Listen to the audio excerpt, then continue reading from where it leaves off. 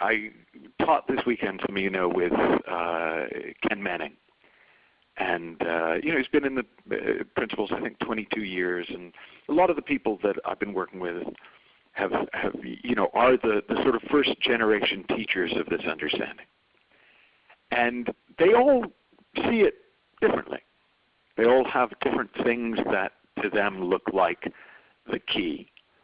And I was talking with Ken about all the different things I've heard since I came across this understanding about, well, the one thing you need to remember, the thing Sid really meant, the point of all this, what we're really talking about is.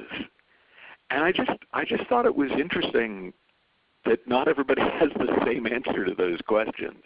And it reminded me a little bit, and I was wary of this analogy because I don't actually mean this in a horrible way. But if you start taking it too seriously, it's like the scene in Life of Brian. Now, those of you who haven't seen Life of Brian, it's a Monty Python movie. I think it's about Jesus' brother, Brian. But it essentially this guy, Brian, somehow gets placed in the role of very, very reluctant Messiah. And people start to follow him, and he does not want to be followed. And he runs away. And he runs away through the streets of Jerusalem, and hundreds of people are following him. And as he runs, one of his sandals falls off, and the whole crowd stops. And someone holds up, I think it's John Cleese, holds up the sandal and goes, "Lo, a sign, the Messiah has left us a sign, he has left us his shoe." And then somebody else, I think it's Michael Palin, goes, "No, it's not a shoe, it's a sandal, and we must follow his example, and we must take off our sandal and walk on one shoe on the earth and one barefoot." And there's somebody else, there's a woman who goes, "No, follow his gourd, he left a gourd at his place of lodging," and chaos ensues. So I thought I'd take a little bit of time to share some of the things that I think are incredibly powerful implications of the principles and directions to look in to see more. And I think I tell the Life of Brian story to caution you from thinking there's just one that's the real path to, what do we call it this weekend? Happiness, high performance, and spiritual fulfillment.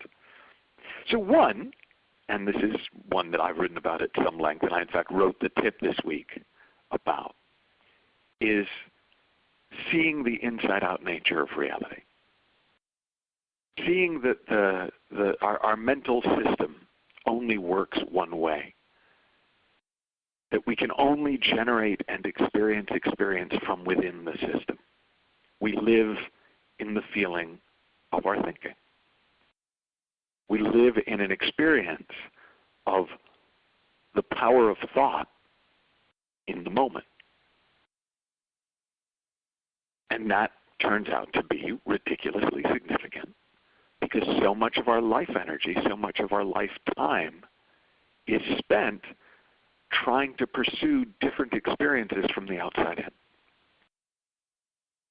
And when that stops looking plausible, when that stops looking like a good strategy, when you start to see that that's about as effective as, trying to fly by taping feathers to your arms.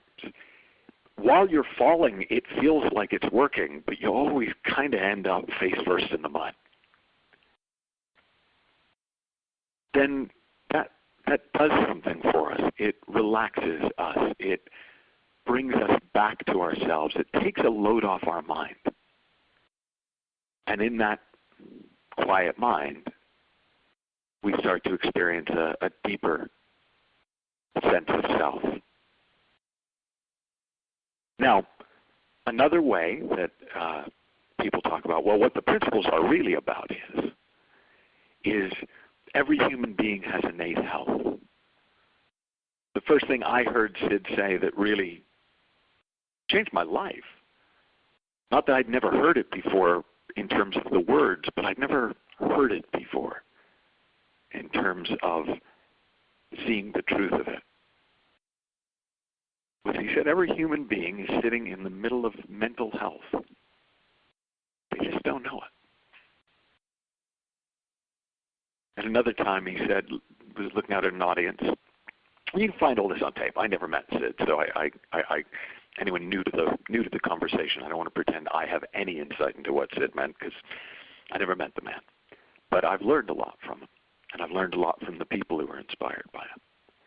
And one of the other tapes, he talks to the audience and he said, "You're already enlightened. You just don't know it." And so another direction to look in is towards our innate health, our true nature, our true identity,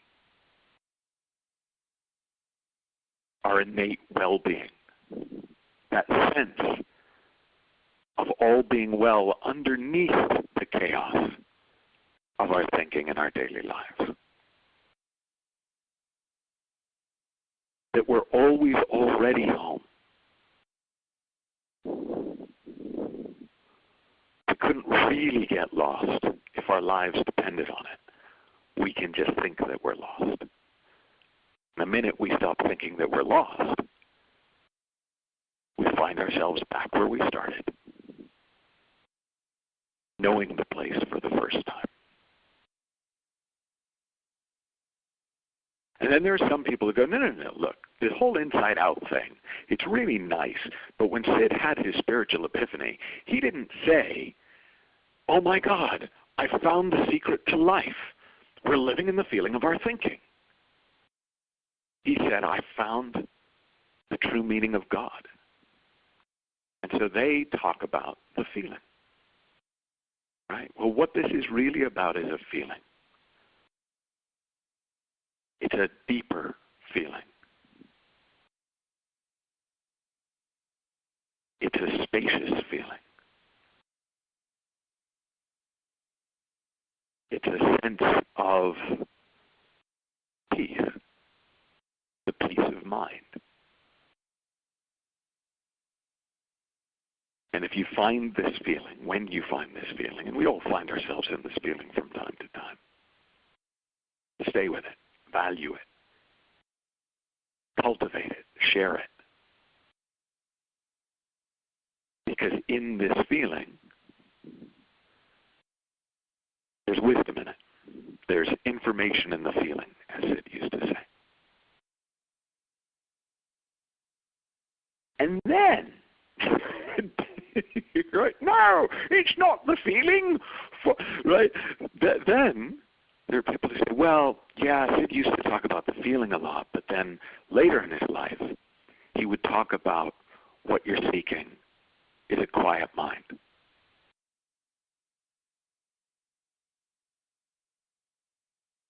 That everything comes through a quiet mind.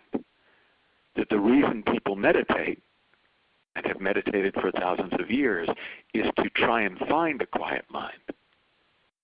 Because that's the gateway to spiritual truth, to spiritual fulfillment, to high performance, to greater happiness and well-being.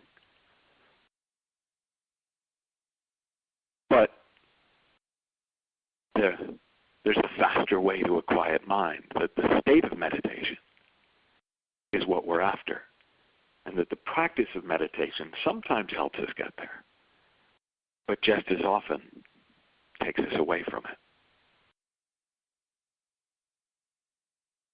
And it's true that the kind of natural effect of seeing the inside-out nature of our personal experience, our personal reality, tends to lead us directly into a quiet mind.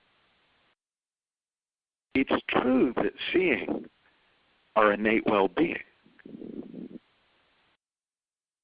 the fundamental okayness underneath the thoughts of not being okay, leaves us in a quiet mind. That beautiful feeling is intimately linked with a quiet mind. Like the vibration and sound of a guitar string are intimately linked.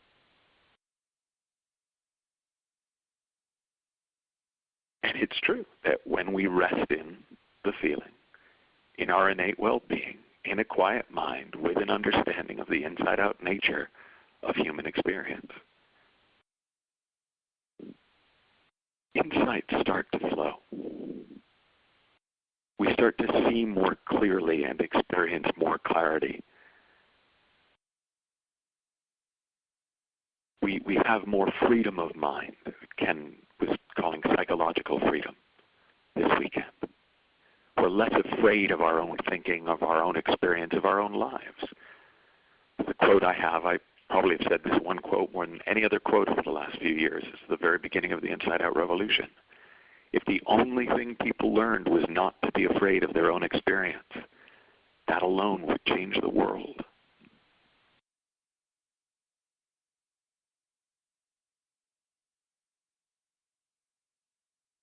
But there comes a certain point in the conversation where you have to look at where all those different fingers are pointing, at what all those seemingly slightly different directions, where they're all taking you. And then chances are you'll find yourself at a loss for words when someone asks you, so what's the real essence of the principles? And paradoxically, those of you that are coaches or work with others, you'll find that people are more impacted by your being at a loss for words than they ever were when you could speak pretty.